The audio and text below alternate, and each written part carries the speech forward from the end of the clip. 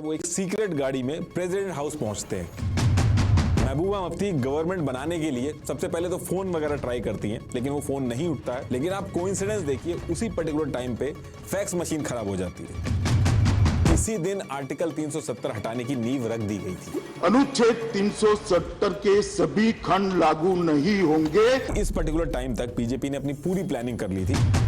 Advisory जारी की जाती है कि डिवोटीज यात्रा बीच में ही रोक दें और जो कश्मीर वैली है उसको छोड़ के वहां से बाहर चले जाएं। यानी कि इसकी वजह से आर्टिकल 370 को हटाना बहुत ही टेढ़ी खीर हो गई थी। नेहरू जी आर्मी भेजने के बहुत खिलाफ थे, लेकिन सरदार वल्लभ भाई पटेल जबरदस्ती आर्मी भेज देते हैं। जब पाकिस्तान को इतना पीछे कर दिया था, थोड़ा और पीछे कर देना चाहिए था। बीच में यूएन में जाने की क्या जरूरत थी कि एक देश में दो विधान, दो निशान, दो प्रधान नहीं चलेंगे। देखिए, जब भी जम्मू एंड कश्मीर की बात होती है तो आर्टिकल 370 और 35A इनकी बात जरूर होती है और आप सबको ऑलरेडी पता है कि इनको हटा दिया गया है। लेकिन ये जो आर्टिकल्स थे ये कोई नॉर्मल आर्टिकल्स नहीं थे। इनके अंदर कुछ ऐसी चीजें मेंशंस थी जिसकी वजह से इतने सालों तक ये कंट्रोवर्शियल और एक हिस्टोरिकल मुद्दा बना इंडिया के अंदर। जान दे देंगे इसके लिए, क्या बात कर रहे हो आप? इसको हटाने के बाद भी आज की डेट तक इसके बारे में बात होती है। बहुत ही यूनिक वजह से इन आर्टिकल्स को लाया गया था और जब इनको हटाया गया वो भी यूनिक था, इसलिए इतने साल लगे इसको हटाने में। 4 से 5 साल तक एक प्रॉपर प्लानिंग के तहत इसको हटाया गया और जो प्लानिंग और स्ट्रेटेजी बनाई गई थी वो भी बहुत यूनिक थी। और वही चीज मैं आज आपको बहुत ही डिटेल में बताऊंगा कि ये लाया क्यों गया था और क्या तरीके यूज हुए थे इसको हटाने के लिए। एंड आई एम श्योर आपको ऐसा लगेगा जैसे कोई चाणक्य नीति की मूवी चल रही हो, इतना दिमाग लगा के इसको हटाया गया था। बट इसको समझने के लिए हमें थोड़ा सा पीछे जाना पड़ेगा। देखिए, देश आजाद होने से पहले इंडिया का जो मैप था वो ये था और इस पूरे एरिया में ब्रिटिशर्स 2 तरीके से राज करते थे। ये मैप में आपको येलो और पिंक कलर दिख रहा होगा। जहां येलो कलर है मतलब कि वहां डायरेक्ट ब्रिटिशर्स का राज था, जिसे ब्रिटिश इंडिया कहा जाता था। और जो स्टेट्स आपको पिंक कलर में दिख रहे हैं वहां ब्रिटिशर्स उस जगह के राजा या निजाम के साथ मिलकर इनडायरेक्टली राज करते थे। इनको प्रिंसली स्टेट कहा जाता था। इन प्रिंसली स्टेट्स में राजा अपने स्टेट की सभी इंटरनल चीजें खुद संभालते थे। बस डिफेंस, फॉरेन अफेयर और कम्युनिकेशन जो था ये चीजें ब्रिटिश गवर्नमेंट के हाथ में होती थी। और ये जो जम्मू एंड कश्मीर है, हैदराबाद, जोधपुर, ये सब प्रिंसली स्टेट्स थे। ऐसे करके करीब 565 प्रिंसली स्टेट थे। आगे बढ़ने से पहले मैं आपसे एक काफी कॉमन प्रॉब्लम डिस्कस करना चाहता हूं, जिसके बारे में रिसेंटली कुछ सब्सक्राइबर्स ने भी मुझसे पूछा था। ये इंडियन मेल्स में एक बढ़ती प्रॉब्लम होती जा रही है और वो है हेयर लॉस। जनरली हमने अपने दिमाग में एक चीज फिक्स कर रखी है कि अगर हमारे माँ बाप में से किसी को हेयर फॉल की प्रॉब्लम थी मतलब हम भी गंजे हो जाएंगे और इस जेनेटिक हेयर लॉस का कोई इलाज नहीं है। अब देखिए, ये बात तो सच है कि ऐसे केसेस में गंजे होने का रिस्क रहता है, लेकिन अगर आप टाइमली एक्शन लें तो इससे बचा जा सकता है। आपके सामने मैं उन लोगों के रिजल्ट्स दिखाना चाहता हूं जिनको जेनेटिक हेयर लॉस होना शुरू हुआ लेकिन उन्होंने मैनेज कर लिया इसको। जेनेटिक हेयर लॉस जो होता है वो DHT हार्मोन से होता है जो सभी मेल्स में होता है, लेकिन जिनके बाल DHT से सेंसिटिव होते हैं उनमें ये हेयर लॉस पैदा करता है। और ये जो सेंसिटिविटी है ये डाइट, लाइफस्टाइल, स्ट्रेस से इंक्रीज हो सकती है। तो इसका जो ट्रीटमेंट है वो भी ये सारी चीजें समझ के करना चाहिए, जो ट्राया एकदम अच्छी तरीके से करता है। ट्राया का हेयर टेस्ट आपके हेयर लॉस का स्टेज, रीजन, टाइप आइडेंटिफाई करेगा और फिर आपको कस्टमाइज ट्रीटमेंट देगा। इनके बाकी 93% कस्टमर्स की तरह मैंने खुद इससे काफी इंप्रूवमेंट देखा है। आप भी ट्राया ऐप डाउनलोड करके फ्री हेयर टेस्ट लेकर अपना कस्टमाइज किट लीजिए और 5 से 6 महीने में रिजल्ट्स देखिए। मेरा कूपन कोड 20NR यूज करने पर आपको 20% डिस्काउंट भी मिल जाएगा। लिंक मैंने डिस्क्रिप्शन में दे दिया है। तो टॉपिक पे वापस आते हैं। अब देखिए, होता क्या है कि जब ब्रिटिशर्स का इंडिया से जाने का टाइम आता है तो ब्रिटिश गवर्नमेंट 2 जून 1947 को एक माउंटबेटन प्लान लेके आती है, जिसमें यह था कि ब्रिटिश इंडिया को रिलीजियस डेमोग्राफी यानी कि हिंदू मुस्लिम पॉपुलेशन के हिसाब से 2 देशों में बांट दिया जाएगा। और ये जो प्लान था इसमें सबसे इंपॉर्टेंट बात यह थी कि ब्रिटिश इंडिया को ही बांटा जाएगा। ये जो प्रिंसली स्टेट्स थी ये इसमें इंक्लूडेड नहीं थी। इस प्लान में यह कहा गया था कि जो प्रिंसली स्टेट है उनकी मर्जी है, वो इंडिया के साथ रहना चाहे तो इंडिया के साथ रहें, पाकिस्तान के साथ रहना चाहे तो पाकिस्तान के साथ रहें, या फिर उनका अगर मन है कि वो इंडिपेंडेंट रहना चाहती हैं तो इंडिपेंडेंट रह सकती है। तो उस टाइम पे ऐसे एरिया वाइज पॉपुलेशन रहती थी। डार्क ग्रीन वाला जो एरिया आप देख रहे हैं इसमें मुस्लिम पॉपुलेशन जो थी वो मेजॉरिटी में थी। तो ये जो माउंटबेटन प्लान था इसको 18 जुलाई 1947 को इंडिया इंडिपेंडेंस एक्ट 1947 के नाम से लागू करके बंटवारा शुरू कर दिया जाता है, जिसमें बंगाल के 2 हिस्से होते हैं। ईस्ट बंगाल जो था वो पाकिस्तान के पास गया, फिर पंजाब के 2 हिस्से होते हैं जिसमें वेस्ट पंजाब जो था वो पाकिस्तान के पास गया, सिंध और ये जो पूरा बलूचिस्तान प्रोविंस है ये पाकिस्तान के पास गया, और बाकी जो ब्रिटिश इंडिया का पार्ट था वो सारा का सारा इंडिया के पास गया। और फिर इसके बाद 14 अगस्त 1947 को पाकिस्तान और 15 अगस्त 1947 को इंडिया आजाद होता है। ये ये जो एरिया था इस तरीके से बांटा गया था। ये जो खाली पार्ट आपको दिख रहा है ये सारे प्रिंसली स्टेट थे, छोटे छोटे प्रिंसली स्टेट थे यहाँ पे। अब ये जो प्रिंसली स्टेट थे इनको इंडिया की तरफ से सरदार वल्लभ भाई पटेल और पाकिस्तान की तरफ से जिन्ना अपने अपने खेमे में जोड़ने के लिए ट्राई करना स्टार्ट करते हैं। पाकिस्तान के पास ये सारे प्रिंसली स्टेट्स आ जाते हैं और बाकी जितने बचते हैं वो इंडिया के पास आ जाते हैं। अब ये सारी चीजें जितनी आसानी से मैं बता रहा हूं कि ये ऐसे डिवाइड हो गए थे, इतनी आसानी से नहीं हुए थे।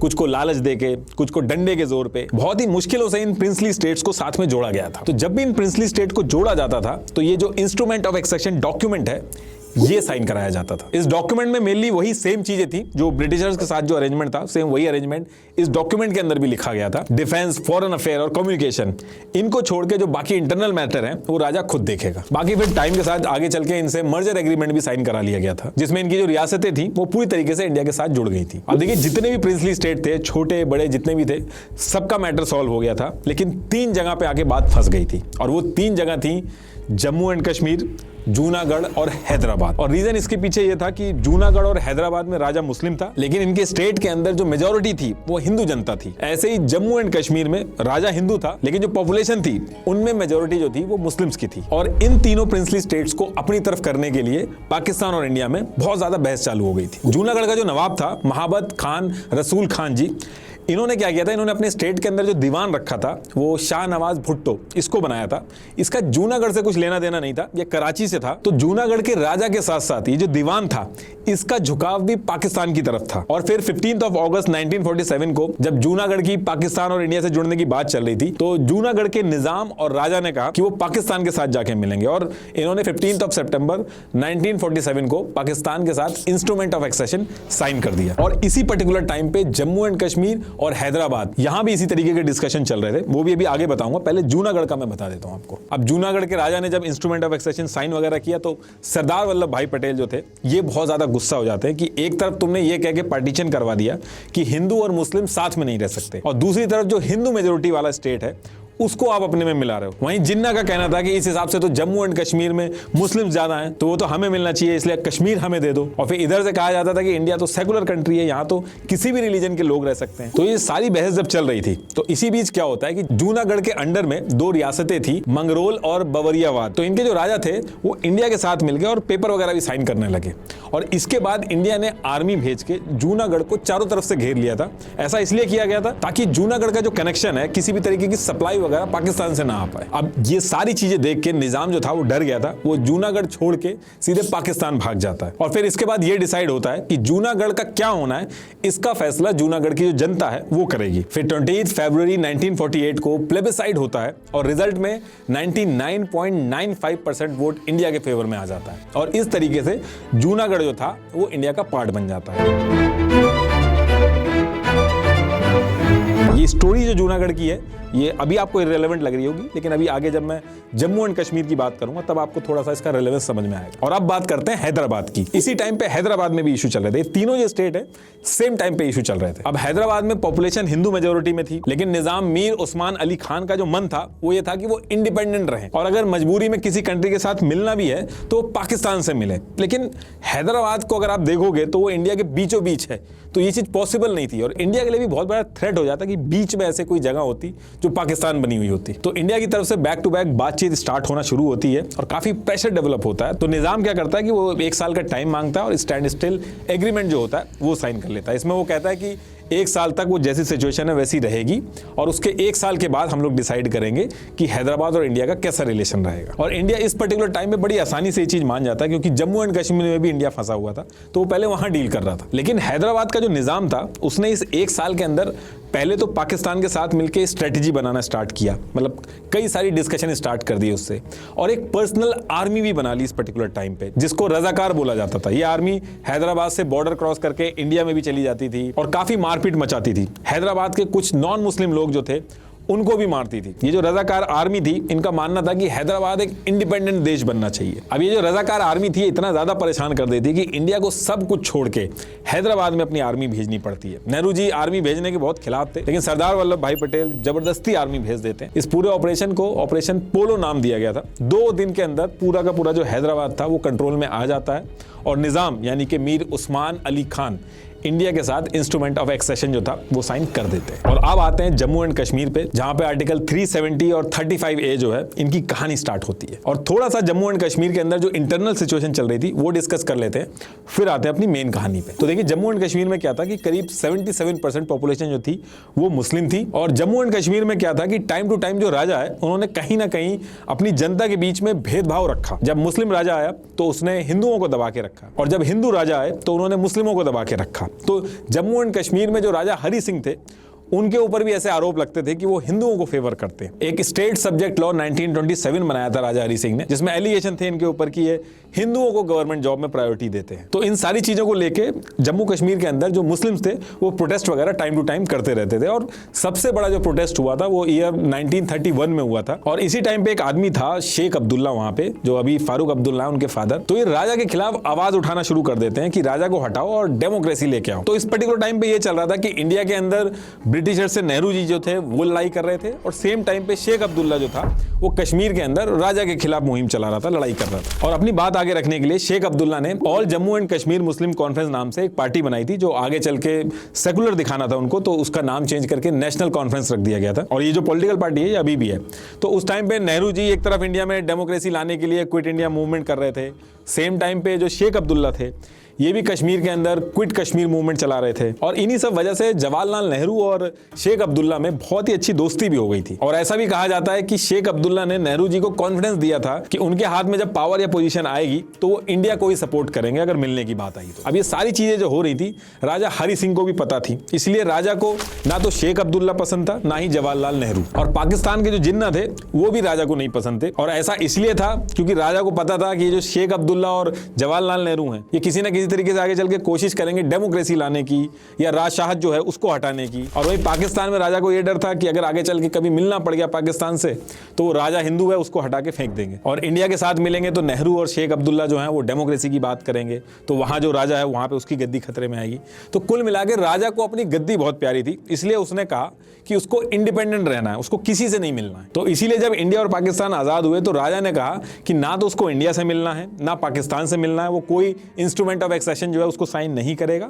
हाँ वो एक चीज कर सकता है कि वो स्टैंड स्टिल एग्रीमेंट जो है उसको साइन कर लेगा, और इस चीज का ऑफर जो है उसने पाकिस्तान और इंडिया दोनों को दिया, जिसमें से पाकिस्तान ने ये जो स्टैंड स्टिल एग्रीमेंट था इसको साइन कर लिया था, जिसका मतलब ये था कि जम्मू एंड कश्मीर और पाकिस्तान के बीच में trade, travel, communication, flow of essential commodities जो है ये एकदम फ्रीली मूव होंगी। लेकिन इंडिया ने ये स्टैंड स्टिल एग्रीमेंट भी साइन नहीं किया था। अब पाकिस्तान ने एग्रीमेंट साइन तो कर लिया था, लेकिन पाकिस्तान के मन में डे वन से था कि कैसे भी करके कश्मीर को वो पाकिस्तान से जोड़ ले, क्योंकि वहां पे उसको लगता था कि वो पाकिस्तान को बिलोंग करता है, वहां मुस्लिम पॉपुलेशन ज्यादा है। और जब उसको लगा कि ये स्टैंड स्टिल एग्रीमेंट वगैरह इससे कोई फायदा है नहीं, चीजें हाथ से बाहर जा रही हैं, तो पाकिस्तान ने इस एग्रीमेंट को फॉलो करना बंद किया और कश्मीर के सारे जो फूड सप्लाई वगैरह थे वो सब रोक दिए, और नेक्स्ट डे कश्मीर के ऊपर अटैक कर दिया।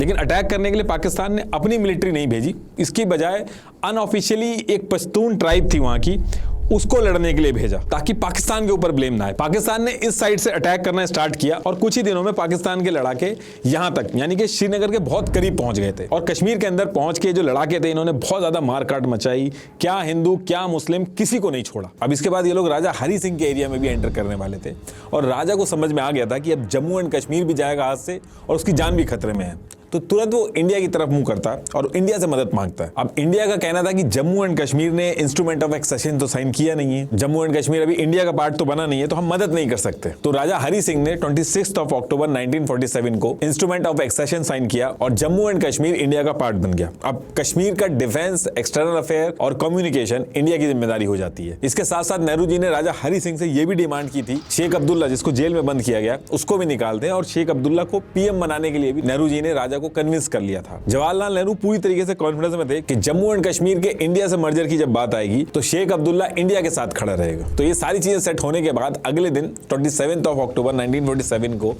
इंडिया की सिख बटालियन कश्मीर में एयर ड्रॉप की जाती है, और ये जो पाकिस्तान के लड़ाके आए हुए थे इन्होंने जो एरिया कैप्चर कर रखा था इनको पीछे करना स्टार्ट करती है। अब ये लड़ाई इंडिया वर्सेस पाकिस्तान में बदल गई थी। अब 20 दिसंबर 1947 को इंडियन कैबिनेट डिस्कस करती है कि अगर ये मैटर यूएन में ले जाएंगे तो इंस्ट्रूमेंट ऑफ एक्सेशन जो है वो हमने साइन कर रखा है, इसलिए यूएन पाकिस्तान को कश्मीर से बाहर निकालने के ऑर्डर देगा। और रही बात जम्मू एंड कश्मीर को बाद में इंडिया से मिलाने की, तो उसको लेकर नेहरू जी कन्विंस थे कि फैसला इंडिया के हक में जाएगा। और अगर प्लेबिसाइड की भी नौबत आती है तो जम्मू और लद्दाख की जो पॉपुलेशन है है वो इंडिया के फेवर में है और कश्मीर में मैटर अगर फंसेगा तो शेख अब्दुल्ला जो है वो इंडिया के फेवर में है, वो लोगों को कन्विंस कर लेगा इंडिया के साथ जुड़ने के लिए। तो ये सारी चीजें सोच के 21 अप्रैल 1948 को यूएन में पहुंचते हैं लोग। लेकिन उस टाइम पे यूएन के अंदर यूएसए का बहुत इन्फ्लुएंस था और यूएसए पाकिस्तान के फेवर में था उस पर्टिकुलर टाइम पे। फिर इसके कुछ टाइम बाद यूएन का रेजोल्यूशन आता है जिसमें सबसे पहली चीज तो ये मेंशन थी कि जो जहां पे है वहीं पे वॉर को रोक दे और 1 जनवरी 1949 को इंडिया पाकिस्तान जहां पे थे वहीं पे रुक गए और उसी जगह को एलओसी लाइन ऑफ कंट्रोल बना दिया गया। दूसरी चीज यूएन ने कही कि जम्मू एंड कश्मीर में क्या होगा इसका फैसला जम्मू एंड कश्मीर की जनता करेगी। तो सबसे पहले तो पाकिस्तान जम्मू एंड कश्मीर से अपनी जितनी भी फोर्सेज हैं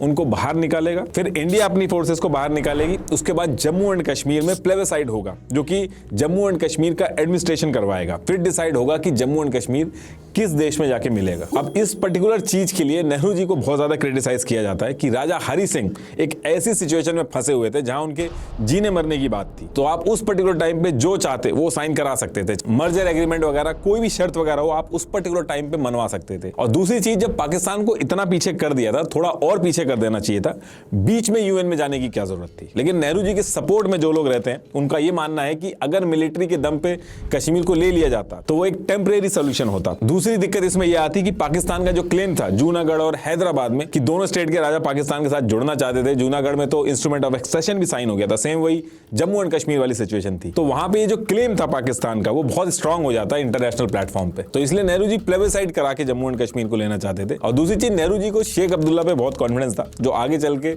शेख अब्दुल्ला ने उस कॉन्फिडेंस को तोड़ा भी। तो देखिए अब यूएन का रेजोल्यूशन आ चुका था, यूएन के हिसाब से पाकिस्तान को पीछे हटना था, फिर प्लेबिसाइड होना था, तो ये सारी चीजें यूएन ने मेंशन कर दी थी। लेकिन जब पाकिस्तान था वो तो पीछे हटा नहीं, और प्लेबिसाइड की जो बात थी वो तो जब तक पीछे हटेगा नहीं तब तक होगी कैसे। तो उस पर्टिकुलर टाइम पे ये डिस्कशन स्टार्ट हो गया कि जब तक ये होता नहीं है तब तक जम्मू एंड कश्मीर चलेगा कैसे, इंडिया और जम्मू एंड कश्मीर के जो एडमिनिस्ट्रेटिव रिलेशन है ये क्या होंगे उस टाइम पे। तो इसको लेके मल्टीपल डिस्कशन स्टार्ट हो गए थे इंडिया और जम्मू एंड कश्मीर के बीच में। तो तब तक के लिए टेम्परेरी प्रोविजन कुछ बना लेते हैं ताकि जम्मू एंड कश्मीर की प्रोग्रेस आगे होती रहे, इंडिया और जम्मू कश्मीर के रिलेशन जो है वो आगे बढ़ते रहे। और जब ये सारी बातें चल रही थी तो इसी पर्टिकुलर टाइम पे इंडिया भी आजाद हुआ था, इंडिया का भी कॉन्स्टिट्यूशन बन रहा था। और इसमें मैं एक चीज आपको बता दूं कि जो कॉन्स्टिट्यूशन होता है वो कोई एक आदमी बैठ के नहीं बनाता है, कॉन्स्टिट्यूशन को कई सारे लोग मिलकर बनाते हैं, इनमें माइनॉरिटी भी होते हैं, हर पार्टी के लोग इन्वॉल्व होते हैं। इसको कॉन्स्टिट्यूएंट असेंबली बोला जाता है, इसका काम होता है कॉन्स्टिट्यूशन को बनाना। तो इंडिया की जो कॉन्स्टिट्यूएंट असेंबली थी उसमें 299 मेंबर थे और डॉक्टर भीमराव अंबेडकर जी जो थे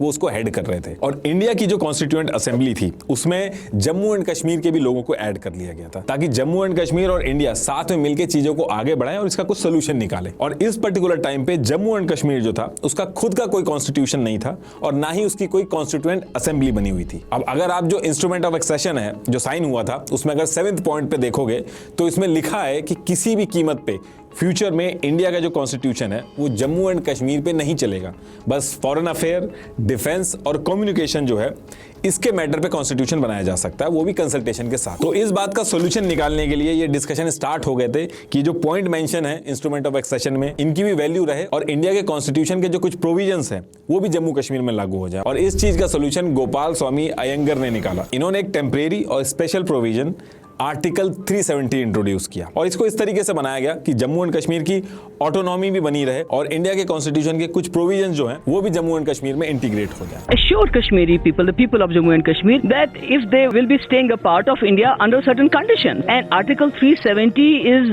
guarantees those conditions. So no power on this earth can take away, Article 370 from, the people of J&K state. तो अब क्वेश्चन ये है कि ये जो आर्टिकल 370 है इसमें था क्या। तो देखिए पहली चीज आर्टिकल 370 में ये थी कि इंडियन कॉन्स्टिट्यूशन के सिर्फ 2 ही आर्टिकल जम्मू एंड कश्मीर पे लागू होंगे, एक आर्टिकल 1 और दूसरा आर्टिकल 370। इसके अलावा कोई और आर्टिकल जो है इंडियन कॉन्स्टिट्यूशन का जम्मू एंड कश्मीर पे लागू नहीं होगा। आर्टिकल 1 में यह था कि India that is Bharat is a union of state, और ये जो फ्रेज है यूनियन ऑफ स्टेट इसमें जम्मू एंड कश्मीर भी है, मतलब कि Jammu and Kashmir is an integral part of India. और इस पर्टिकुलर आर्टिकल को लेके कोई भी विवाद नहीं है, चाहे वो जम्मू कश्मीर से कोई हो चाहे इंडिया से हो, दोनों लोग ये मानते हैं कि जम्मू एंड कश्मीर जो है वो इंडिया का पार्ट है। इनफैक्ट जम्मू एंड कश्मीर का जो आगे चल के कॉन्स्टिट्यूशन भी बना था उसमें भी सबसे पहला आर्टिकल में यही लिखा गया है कि जम्मू एंड कश्मीर जो है वो इंडिया का इंटीग्रल पार्ट है। तो अब ये तो आर्टिकल 1 की बात हो गई। अब आर्टिकल 370 में यह था कि इंडिया का जो पार्लियामेंट है वो इंडिया के लिए तो कुछ भी लॉ बना सकता है, लेकिन इंडिया का पार्लियामेंट जम्मू एंड कश्मीर के लिए सिर्फ 3 चीजों पे ही रूल्स एंड रेगुलेशन बना सकता है। और वो 3 चीजें क्या थी? वो इंस्ट्रूमेंट ऑफ एक्सेशन में मेंशन थी, मतलब कि फॉरेन अफेयर, डिफेंस और कम्युनिकेशन। और इन तीनों सब्जेक्ट पे भी जब लॉ बनाएगा इंडिया का पार्लियामेंट, तो जम्मू एंड कश्मीर की जो गवर्नमेंट है उससे भी कंसल्टेशन करेगा, एक बार बताना होगा। तो अब क्वेश्चन ये है कि ये जो 3 सब्जेक्ट हैं, इसके अलावा भी इंडिया का कॉन्स्टिट्यूशन जम्मू एंड कश्मीर के लिए कुछ प्रोविजन या कुछ लॉ वगैरह बना सकता है क्या? तो इसका आंसर है यस, बनाया जा सकता है, लेकिन उसकी कुछ कंडीशन है जो आर्टिकल 370 में मेंशन है। तो उसमें यह है कि इंडिया, ये जो 3 सब्जेक्ट हैं, डिफेंस, फॉरेन अफेयर और कम्युनिकेशन, अगर इसके अलावा इंडिया का कोई कानून जम्मू एंड कश्मीर में लागू करना है या कोई ऐसा प्रोविजन है जो जम्मू कश्मीर में लागू करना है, तो सबसे पहले प्रेसिडेंट ऑफ इंडिया को एक प्रेसिडेंशियल ऑर्डर पास करना होगा। लेकिन वो जो प्रेसिडेंशियल ऑर्डर होगा वो तब इशू होगा जब जम्मू एंड कश्मीर की जो गवर्नमेंट है वो अप्रूवल देगी, उसके बाद ही वो प्रेसिडेंशियल ऑर्डर जो है वो पास हो सकता है। बाकी इसके अलावा कोई भी और तरीका नहीं है इंडिया का कोई भी कॉन्स्टिट्यूशन जम्मू एंड कश्मीर के अंदर लागू करने का। तो कहने का मतलब यह है कि एक तरह से जम्मू एंड कश्मीर की जो गवर्नमेंट होगी वही डिसाइड करेगी कि इंडिया का कौन सा प्रोविजन या लॉ उनको चाहिए। जैसे जीएसटी के टाइम पे आपने देखा होगा, जब जीएसटी पूरे इंडिया में लागू हो गया था, उसके भी कई दिन बाद जम्मू एंड कश्मीर में लागू हुआ था, क्योंकि तब तक जम्मू एंड कश्मीर की गवर्नमेंट ने अप्रूवल नहीं दिया था। और तीसरी चीज, ये जो आर्टिकल 370 है, जो तीसरा सेगमेंट है, उसमें यह भी लिखा हुआ है कि आर्टिकल 370 को हटाया कैसे जा सकता है। क्योंकि उस टाइम पे ऐसे डिस्कशन होते थे कि ये जो आर्टिकल 370 है ये तो बस तब तक के लिए जब तक प्लेबिसाइड नहीं हो रहा, पाकिस्तान पीछे नहीं हट रहा है, बस तब तक जरूरत है, उसके बाद तो आर्टिकल 370 की जरूरत ही नहीं पड़ेगी। तो आर्टिकल 370 को कैसे हटाया जाएगा, उसमें यह लिखा था कि अगर आर्टिकल 370 को हटाना है तो जम्मू एंड कश्मीर की जो गवर्नमेंट होगी सबसे पहले उससे अप्रूवल लेना होगा, उसके बाद जम्मू एंड कश्मीर की जो कॉन्स्टिट्यूएंट असेंबली होगी उससे अप्रूवल लेना होगा, और जब ये दोनों अप्रूवल दे देंगे उसके बाद प्रेसिडेंट ऑफ इंडिया जो होगा वो प्रेसिडेंशियल ऑर्डर पास करेगा, उसके बाद आर्टिकल 370 हट जाएगा। लेकिन आगे चल के जो 370 को हटाने में जो सबसे बड़ी दिक्कत आती है वो ये आती है कि जम्मू एंड कश्मीर की जो कॉन्स्टिट्यूएंट असेंबली थी उसने जम्मू एंड कश्मीर का कॉन्स्टिट्यूशन बनाया, और बनाने के बाद वो डिसॉल्व हो गई, यानी कि जम्मू एंड कश्मीर की कॉन्स्टिट्यूएंट असेंबली बची ही नहीं।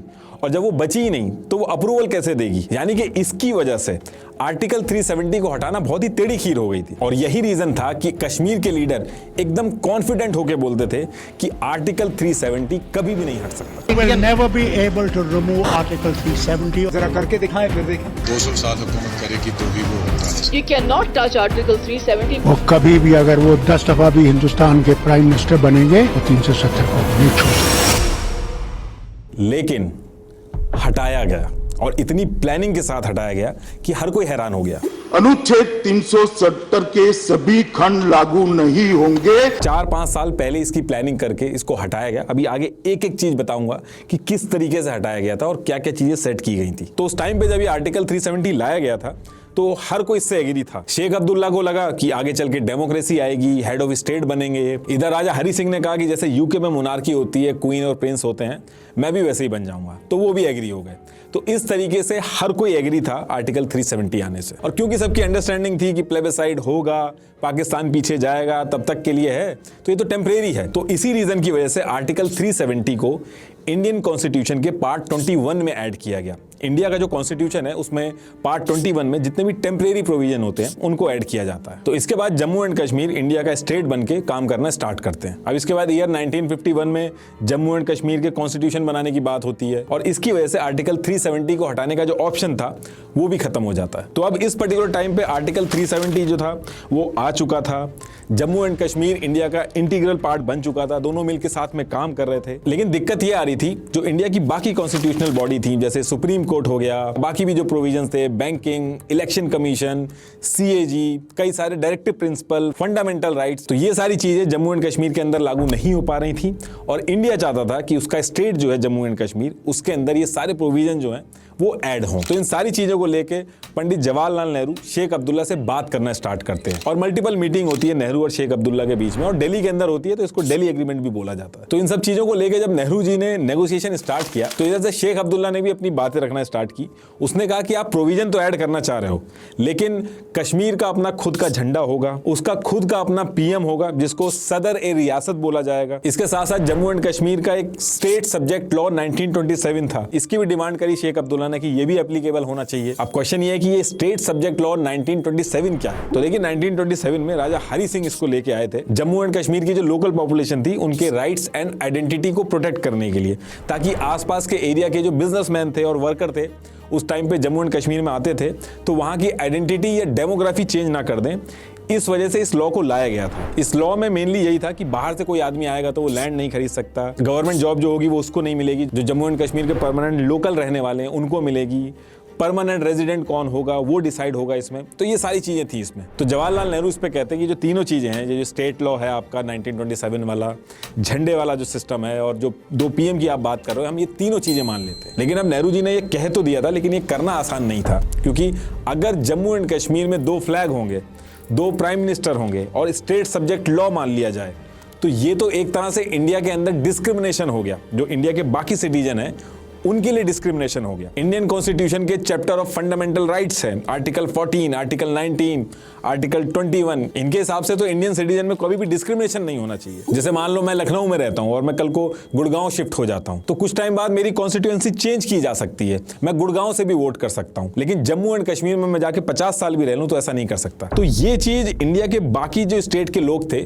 उनके साथ तो डिस्क्रिमिनेशन हो गया, क्योंकि वो लोग जम्मू एंड कश्मीर में जाके ना तो जमीन खरीद सकते, ना गवर्नमेंट जॉब उनको मिलेगी, चाहे वो कितने भी साल रह ले वहां पे। अभी डिस्क्रिमिनेशन तो था लेकिन उसके बाद भी इसको लाया गया, अलग अलग कॉन्स्टिट्यूशनल रेमेडीज जो होती हैं उनका यूज करके इसको लाया गया। और वो इसलिए लाया गया ताकि इंडिया के जो बाकी प्रोविजन है जैसे सुप्रीम कोर्ट, इलेक्शन कमीशन, ये सारी चीजें जम्मू कश्मीर के अंदर भी लागू हों, और वो बहुत जरूरी थी। और यही वो टाइम था जब आर्टिकल 370 के अंडर आर्टिकल 35A लाया गया। और जिस तरीके से आर्टिकल 370 में मेंशन था कि पहले प्रेसिडेंशियल ऑर्डर लाना होगा, फिर जम्मू एंड कश्मीर की जो स्टेट होगी वो परमिशन देगी, तो ठीक उसी तरीके से आर्टिकल 35A को आर्टिकल 370 के अंदर लाया गया। इसीलिए आप देखोगे कि जो चीजें मेंशन है आर्टिकल 35A में वो सब वही जम्मू एंड कश्मीर का जो स्टेट सब्जेक्ट लॉ 1927 है उसी से मिलती जुलती हैं। अब क्योंकि इसकी वजह से 2 फ्लैग हो गए थे, 2 PM बन गए थे और परमानेंट रेजिडेंस के जो रूल थे वो भी अलग थे, तो इसी वजह से आगे चल के लोग इसको कहते थे कि ये तो एक तरह से जम्मू एंड कश्मीर के अंदर ड्यूअल सिटीजनशिप है। तो आगे चल के आर्टिकल 35A जो था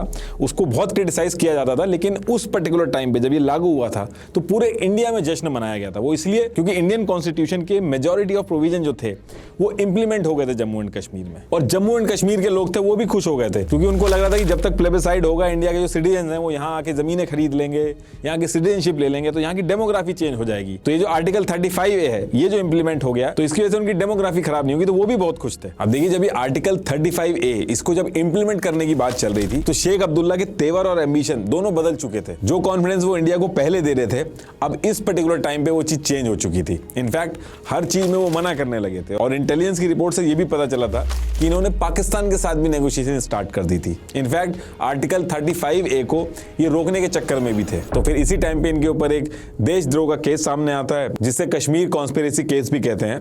तो इस केस के चक्कर में शेख अब्दुल्ला को हटा दिया जाता है और जो उनके डेप्यूटी PM थे बख्शी गुलाम मोहम्मद उनको PM बना दिया जाता है। और फिर आर्टिकल 35A के जितने भी डिस्कशन होते हैं वो कंटिन्यू करते हैं और आगे चल के आर्टिकल 35A इंप्लीमेंट हो जाता है। उस टाइम पे यानी कि ईयर 1954 में हमारे जो प्रेसिडेंट थे वो राजेंद्र प्रसाद थे, तो उन्होंने प्रेसिडेंशियल ऑर्डर 1954 पास किया जिसको जम्मू एंड कश्मीर की गवर्नमेंट ने अप्रूव किया, और फिर आर्टिकल 35A को आर्टिकल 3070 के अंदर में ऐड कर दिया गया। ये जो 1954 का प्रेसिडेंशियल ऑर्डर है इसी के थ्रू जितने भी कॉन्स्टिट्यूशन थे जम्मू कश्मीर के अंदर ये डाले गए थे। इनफैक्ट 2019 से पहले अमेंडमेंट कर करके बहुत सारे अमेंडमेंट किए गए थे, और इंडियन कॉन्स्टिट्यूशन के जितने भी प्रोविजन वगैरह थे जैसे कि banking, finance, CAG, election commission वगैरह हर चीज इसी 1954 प्रेसिडेंशियल ऑर्डर में अमेंडमेंट कर करके डाले गए थे। जैसे जो PM की पोस्ट थी जम्मू एंड कश्मीर के अंदर इसी प्रेसिडेंशियल ऑर्डर 1954 को अमेंड करके उसको चेंज करके CM कर दिया गया था। PM की जगह आप CM होने लगे थे। तो ये जो प्रेसिडेंशियल ऑर्डर 1954 है ये बहुत ही इंपॉर्टेंट था। 97 आइटम्स जो इंडियन कॉन्स्टिट्यूशन की यूनियन लिस्ट में मेंशन थे उसमें से 94 आइटम जम्मू एंड कश्मीर में ऐड किए गए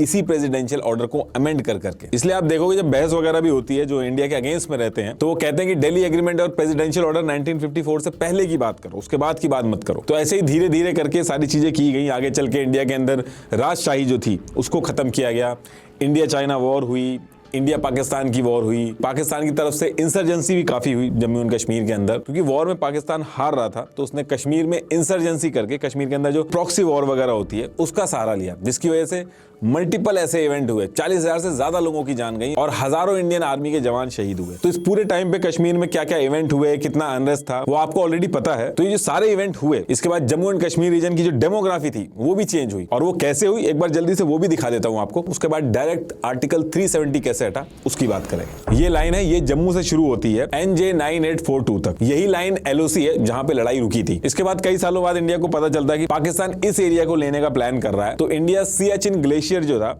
उसके अंदर भी अपनी आर्मी बैठा देती है, जिससे NJ 9842 से बढ़ के LOC जो है वो यहां तक हो गई। इस पॉइंट को इंदिरा कोल कहा जाता है। फिर आगे चल के आपको पता है कि चाइना ने हमसे ये पार्ट ले लिया। ये पाकिस्तान ऑक्यूपाइड कश्मीर है, ये 3 पार्ट में चल रहा है। ये पार्ट जिसको सक्शाम वैली बोलते हैं, तो ये पार्ट तो पाकिस्तान ने चाइना को दे दिया है। बाकी जो एरिया है उसको पाकिस्तान ने 2 पार्ट में डिवाइड कर दिया, एक गिलगिट बाल्टिस्तान जिसको पाकिस्तान खुद चला रहा है, और दूसरा ये मीरपुर मुजफ्फराबाद वाला एरिया जिसको पाकिस्तान आजाद कश्मीर के नाम से बुलाता है। इसको पाकिस्तान एक इंडिपेंडेंट स्टेट कहता है। यहाँ पे इन्होंने एक अलग से प्रेसिडेंट, PM ये सब अपॉइंट कर दिए, हालांकि चलाता इसको पाकिस्तान ही है। और अब बात करते हैं कि जो आर्टिकल 370 है ये हटा कैसे। तो देखिए होता क्या है कि सेम टाइम पे बीजेपी जो पॉलिटिकल पार्टी है वो बहुत तेजी से ऊपर आ रही थी, और बीजेपी के जो नेता थे वो आर्टिकल 370 और नेहरू जी ने जिस तरीके से इस पूरी सिचुएशन को डील किया था इससे बहुत गुस्सा थी। इनफैक्ट बीजेपी ने आगे चल के अपने मैनिफेस्टो में भी डाल रखा था कि हमारी सरकार बनेगी तो हम आर्टिकल 370 को हटा देंगे।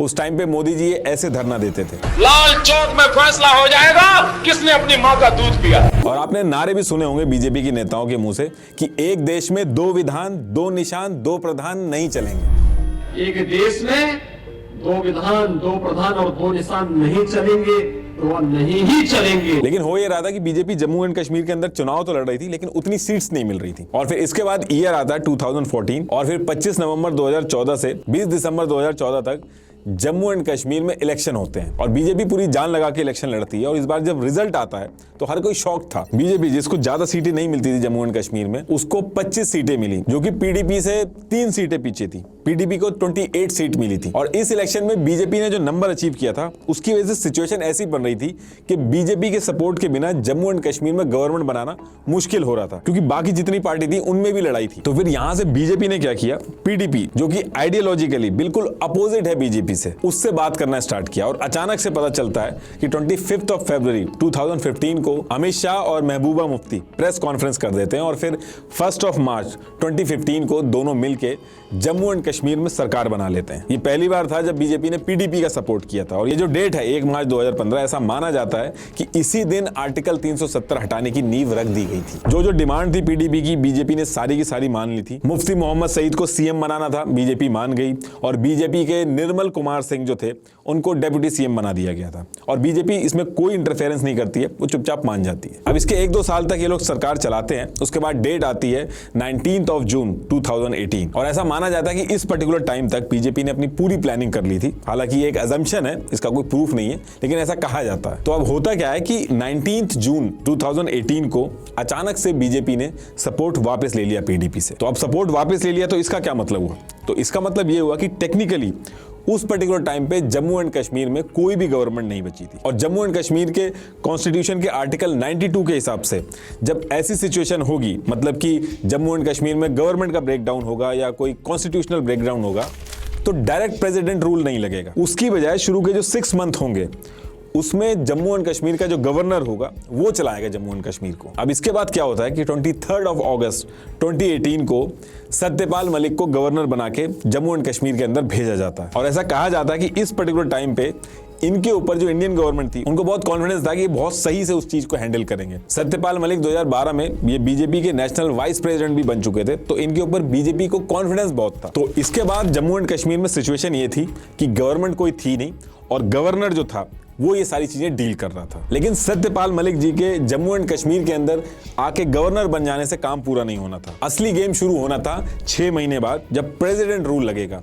और सब लोग उसी का वेट कर रहे थे कि 6 महीने पूरे हों और प्रेसिडेंट रूल लगे जम्मू एंड कश्मीर के अंदर। अब ये जो 6 महीने बचे थे, इस बीच में अगर गवर्नमेंट बन जाती तो दिक्कत आती आर्टिकल 370 को हटाने में। देखिए अभी थोड़ा सा वेट करिएगा, अभी ये जो सारी चीजें मैं बता रहा हूँ ये अभी सेंस करेंगी, ये सारी चीजें जाके एक ही जगह मिलेंगी। तो ये जो 6 महीने का टाइम था, इस पर्टिकुलर टाइम पे बीजेपी का बिल्कुल मन नहीं था गवर्नमेंट बनाने का, तो वो अपना चुपचाप बैठ जाती है। अब बीजेपी तो बैठ जाती है, लेकिन इसके बाद क्या होता है कि बाकी पार्टियां जो थी जैसे पीडीपी, कांग्रेस, नेशनल कांग्रेस, इन सब के डिस्कशन स्टार्ट हो जाते हैं और ये सब अपने डिफरेंसेस जो थे इनके उनको दूर करके 21 नवंबर 2018 को, यानी कि 6 महीने पूरे होने से जस्ट 1 महीना पहले ही कोशिश करते हैं गवर्नमेंट बनाने की, और ये तीनों पार्टियां एक साथ आ जाती हैं। और ये जो तीनों पार्टियां थी ये उस पर्टिकुलर टाइम पे क्लूलेस थी, ये सरकार बनाने में लगी थी, लेकिन इनको कुछ आइडिया नहीं था कि आगे होने क्या वाला है। तो इसके बाद 21 नवंबर 2018 को ये जो पार्टियां थी ये गवर्नर यानी कि सत्यपाल मलिक को रीच करती हैं। महबूबा मुफ्ती गवर्नमेंट बनाने के लिए सबसे पहले तो फोन वगैरह ट्राई करती हैं, लेकिन वो फोन नहीं उठता है। उसके बाद वो फैक्स भेजती हैं गवर्नमेंट बनाने के लिए गवर्नर सत्यपाल मलिक को, लेकिन आप कोइंसिडेंस देखिए उसी पर्टिकुलर टाइम पे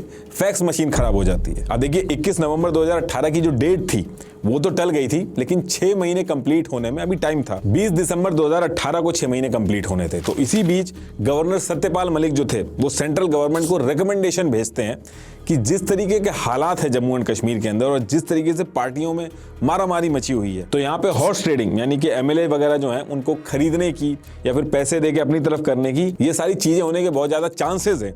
तो ऐसी सिचुएशन में गवर्नमेंट फॉर्म करना सही नहीं रहेगा, और ये जो रिकमेंडेशन थी ये एक्सेप्ट हो जाती है। अब इसके बाद डेट आती है 20 दिसंबर 2018। इस दिन 6 महीने पूरे होते हैं और जम्मू एंड कश्मीर के कॉन्स्टिट्यूशन के हिसाब से जो प्रेसिडेंट रूल है वो लग जाता है। अब जब भी प्रेसिडेंट रूल लगता है तो प्रेसिडेंट खुद आके स्टेट को नहीं चलाते हैं, वो एक नोटिफिकेशन जारी करते हैं जिसमें सारी चीजें मेंशन होती हैं कि उनके बिहाफ पे स्टेट को कौन चलाएगा और कैसे चलाएगा। उस नोटिफिकेशन में सारी चीजें मेंशन होती हैं। तो सेम चीज जम्मू एंड कश्मीर के केस में भी होती है। 20 दिसंबर 2018 को 6 महीने पूरे होते हैं और 19 दिसंबर 2018 को प्रेसिडेंट एक नोटिफिकेशन जारी करते हैं। ये है वो नोटिफिकेशन। इसके सेकंड पेज के फर्स्ट पार्ट को देखिए, इसमें मेंशन है कि जो गवर्नर है वही प्रेसिडेंट के बिहाफ पे जम्मू एंड कश्मीर को चलाएगा, जो कि सत्यपाल मलिक है। अब आप कहोगे कि ये जो 6 महीने थे इसका क्यों वेट हो रहा था? इस पर्टिकुलर टाइम पे भी तो गवर्नर सत्यपाल मलिक ही थे और वही जम्मू एंड कश्मीर को चला रहे थे। तो देखिए प्रेसिडेंट रूल लगने से पहले गवर्नर के हाथ में ज्यादा पावर नहीं थी, लेकिन 6 महीने कंप्लीट होने के बाद जब प्रेसिडेंट रूल लगा तो गवर्नर के हाथ में बहुत सारी पावर आ गई। इस प्रेसिडेंट रूल लगने और प्रेसिडेंट का जो नोटिफिकेशन आया था इसकी वजह से जो गवर्नर था जम्मू एंड कश्मीर का यानी कि सत्यपाल मलिक, उनके पास इतनी पावर आ गई थी जितनी एक देश के प्राइम मिनिस्टर के पास होती है। सिंपल भाषा में बस इतना समझ लीजिए कि जम्मू एंड कश्मीर के जो गवर्नर थे सत्यपाल मलिक, वो जम्मू एंड कश्मीर के पीएम की तरह एक्ट करने लगे थे। अब आते हैं दूसरी बात पे। अब इसी नोटिफिकेशन में फर्स्ट पेज के ख सेक्शन में देखिए, इसमें यह है कि देखिए जम्मू एंड कश्मीर में गवर्नमेंट है नहीं, विधानसभा जो है वो भंग हो रखी है। तो विधानसभा का जो काम है वो किसी ना किसी को तो करना होगा ना, तो करेगा कौन? तो इस प्रेसिडेंट नोटिफिकेशन का जो खास सेक्शन है तो इसमें ये चीज बताई गई है, क्योंकि विधानसभा भंग हो गई है तो उसकी जगह पे इंडिया का जो पार्लियामेंट है उसके बिहाफ पे एक्ट करेगा। अब आपको समझ में आ गया होगा कि 6 महीने का वेट क्यों हो रहा था और ये जो प्रेसिडेंट रूल आने के बाद जो ये जो नोटिफिकेशन आया था ये कितना इंपॉर्टेंट हुआ। इससे हुआ ये कि जम्मू एंड कश्मीर की जो पीएम की पोजीशन थी वो इंडियन गवर्नमेंट की तरफ से भेजे गए गवर्नर सत्यपाल मलिक उनकी हो गई और जम्मू एंड कश्मीर की जो पूरी लेजिस्लेटिव असेंबली है वो इंडिया की पार्लियामेंट हो गई। अब आगे चल के अगर जम्मू एंड कश्मीर के अंदर कोई चीज लानी है तो उसके अप्रूवल में जो दिक्कत आती थी वो खत्म हो गई इस एक नोटिफिकेशन से। मतलब कि महबूबा मुफ्ती और उमर अब्दुल्ला वगैरह इनकी जो पार्टियां थी इनके हाथ से पावर शिफ्ट होके सेंट्रल गवर्नमेंट के हाथ में पहुंच गई थी। अब इतना काम करने के बाद जम्मू एंड कश्मीर की जो सिक्योरिटी थी उसके ऊपर ध्यान दिया गया, क्योंकि कई सारी दिक्कतें खड़ी हो सकती थी।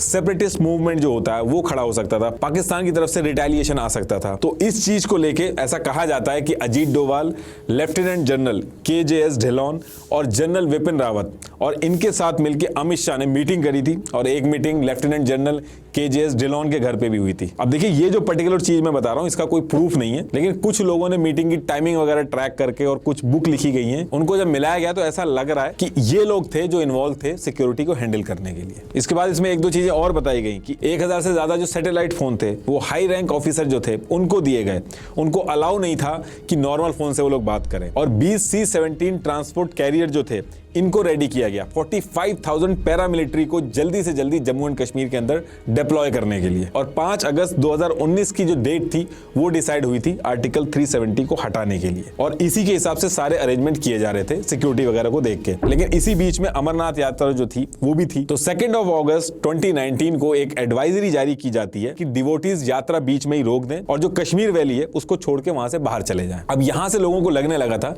कि शायद कुछ बड़ा होने वाला जम्मू एंड कश्मीर के अंदर। फिर इसके 2 दिन बाद 4 अगस्त 2019 को जितने कश्मीर के लोकल लीडर थे इनको हाउस अरेस्ट नजरबंद कर दिया गया और मोबाइल भी ले लिए गए इनसे। और उसी दिन रात में धारा 144 भी लागू कर दी गई। और इसमें यह भी बताया गया कि 4 अगस्त की जो रात थी, आधी रात में ही पीएम मोदी जो थे वो एक सीक्रेट गाड़ी में प्रेसिडेंट हाउस पहुंचते हैं। और ऐसा माना जाता है कि 5 अगस्त 2019 को यानी कि नेक्स्ट डे मॉर्निंग में जो होना था उसके डिस्कशन के बारे में बात करने के लिए गए थे। अब इसके बाद वो दिन आ जाता है जिस दिन आर्टिकल 370 को हटाना था, यानी कि 5 अगस्त 2019 मॉर्निंग का टाइम था। और मॉर्निंग में ही इंडिया के जो प्रेसिडेंट हैं वो एक नोटिस इशू करते हैं। ये उस नोटिस की कॉपी है। अब देखिए क्वेश्चन ये है कि नोटिफिकेशन का मतलब क्या था और इसको इशू क्यों किया गया। तो देखिए शुरू में मैंने एक चीज बताई थी आपको, आर्टिकल 370 को हटाने के लिए एक प्रोसेस है जिसमें जम्मू एंड कश्मीर की जो गवर्नमेंट है और कॉन्स्टिट्यूएंट असेंबली से परमिशन लेनी होगी, तभी आर्टिकल 370 हट सकता है। अब कॉन्स्टिट्यूएंट असेंबली जो है जम्मू एंड कश्मीर की वो तो डिसॉल्व हो गई, वो तो है नहीं, तो फिर अप्रूवल कौन देगा। तो ये जो प्रेसिडेंट का नोटिफिकेशन आया था मॉर्निंग में, ये उसी चीज का सोल्यूशन था इसके अंदर। इस नोटिफिकेशन की पहली लाइन पढ़िए, हमने जम्मू एंड कश्मीर की गवर्नमेंट से परमिशन ले ली है, यानी कि सत्यपाल मलिक से परमिशन ले ली है। बाकी नीचे जो इसमें पूरा लिखा गया है, इसमें सिंपल सा मतलब यह है कि आज से जम्मू एंड कश्मीर की जो लेजिस्लेटिव असेंबली है उसको ही कॉन्स्टिट्यूएंट असेंबली बोला जाएगा। ये देखिए 2D जो है ये इसमें लिखा है। तो अब क्वेश्चन ये है कि क्या ऐसा पॉसिबल है, लीगली ऐसा पॉसिबल है कि किसी भी चीज का नाम चेंज करके उसका कुछ और नाम कर दो। तो देखिए हमारे कॉन्स्टिट्यूशन के आर्टिकल 367 में ऐसे अमेंडमेंट होते हैं और ये चीज की जा सकती है। इसके साथ साथ फर्स्ट पॉइंट का पहला और दूसरा पार्ट देखिए, ये कह रहा है कि ये जो प्रेसिडेंट ऑर्डर 1954 था जिसको अमेंड कर करके जम्मू एंड कश्मीर में प्रोविजन वगैरह ऐड किए गए, इसको पूरी तरीके से हटा के उसकी जगह ये नया प्रेसिडेंट ऑर्डर 2019 है ये लागू होगा। इसमें यह है कि जो भी इंडिया का कानून होगा वो as it is Jammu and Kashmir पे लागू हो जाएगा बिना किसी एक्सेप्शन के। तो मॉर्निंग में जैसे ये नोटिफिकेशन आया, इसके आते ही आर्टिकल 35A वगैरह सब राइट अवे खत्म हो गए। अब इसके थोड़ी देर बाद अमित शाह राज्यसभा पहुंचते हैं, लेकिन अमित शाह जब राज्यसभा के अंदर घुस रहे थे तो एक रिपोर्टर ने इनकी फोटोग्राफ ले ली थी एक डॉक्यूमेंट के साथ। ये वो पिक थी, इसको आप जूम करोगे तो ये फोटो है। इसमें मेंशन है कि कौन कब क्या काम करेगा और इससे ही समझ में आ गया था कि रात में पीएम मोदी प्रेसिडेंट से मिलने क्यों गए थे। और पूरे मीडिया में इस पिक की वजह से हल्ला हो गया था और लोगों को समझ में आ गया था कि आर्टिकल 370 हटाने की तैयारी चल रही है। तो इसके बाद अमित शाह जो थे उनकी एंट्री राज्यसभा के अंदर होती है और अब टाइम था आर्टिकल 370 का पूरी तरीके से हटने का। अब यहाँ पे अमित शाह जो थे वो रेजोल्यूशन लेके आए थे और उनका काम यह था कि इस रेजोल्यूशन को पास कराना, यानी कि अब वोटिंग होगी राज्यसभा और लोकसभा में और अगर मेजोरिटी में वोटिंग आ जाती है तो ये जो रेजोल्यूशन है ये पास हो जाएगा। तो अब क्वेश्चन ये है कि इस रेजोल्यूशन के अंदर था क्या। तो देखिए ये उस रेजोल्यूशन की कॉपी है। तो इसमें यह था कि आर्टिकल 370 के जितने भी पार्ट हैं ये सारे के सारे खत्म होंगे। दूसरी चीज, इंडिया का constitution as it is Jammu and Kashmir पर लागू हो जाएगा बिना किसी एक्सेप्शन के। और इस रेजोल्यूशन को इस तरीके से बनाया गया था कि आगे चल के कोई और गवर्नमेंट भी आएगी तो उसको भी हटाने में दिक्कत आएगी। तो इसके बाद वोटिंग हुई लोकसभा और राज्यसभा दोनों जगह पे रेजोल्यूशन पास हो गया और जैसे ये पास हुआ प्रेसिडेंट ऑफ इंडिया ने इसको अप्रूव कर दिया। अब ये होते ही आर्टिकल 370 पूरी तरीके से जम्मू एंड कश्मीर से हट चुका था और अब Indian government Jammu and Kashmir में रूल बनाने के लिए उसको अप्रूवल नहीं लेना होगा। तो इस तरीके से आर्टिकल 370 को हटाया गया। लास्ट में एक बार फिर से आपको बता दूं, ट्राया ऐप डाउनलोड करके अपना फ्री हेयर टेस्ट लेकर अपना कस्टमाइज किट लीजिए और 5 से 6 महीने में रिजल्ट्स देखिए। लिंक मैंने डिस्क्रिप्शन में दे दिया है। Thank you.